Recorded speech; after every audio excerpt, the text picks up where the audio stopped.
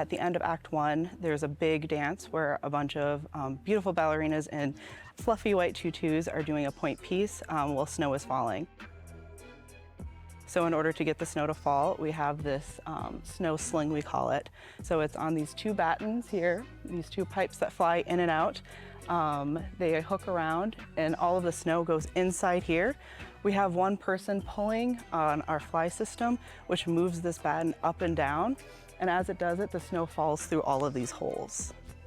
So the snow bag here is something that is used a lot. The same sort of system, the same idea is used for a lot of anything that falls.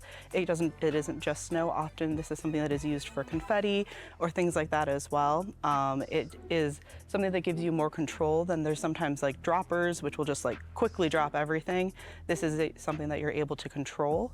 So a lot of different, like even nutcrackers throughout the country will use something just like this.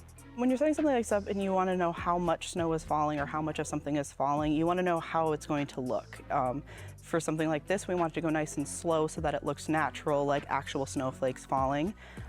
We do have a scene where we have some confetti that falls, and we want that to go a lot quicker because it's a big, like, dramatic magic trick type moment, and so we want it to be really big and quickly falling, where this, we want it to be a lot slower and look like actual snow.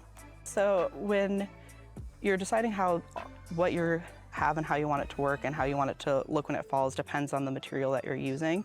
What we use is very typical in the industry. It's this stuff right here. This is our snow. What it actually is recycled bags that you would get like at a grocery store. The plastic bags you get, they get sent in, they bleach them all so there's no logos or anything left on them, and then they shred them up and they sell them to different theater companies. So this is something that a lot of theaters use, this exact type of snow. When anything falls on the floor and there are people dancing on it or moving on it, you need to be aware of what that's going to do to the floor. This does make it a little slick for the dancers, so it's a lot of making sure that they've practiced, they know what it's going to feel like. Under their feet, they know how to like keep themselves. It falls for the whole scene, and then we immediately sweep it up so that's not on the stage the rest of the time. But a lot of it is making sure that the dancers stay safe. So there is a little bit of texture to it just to give a little bit of something more than just super slickness. There's a lot of trial and error with deciding how you want it to look and how you want it to get a certain way.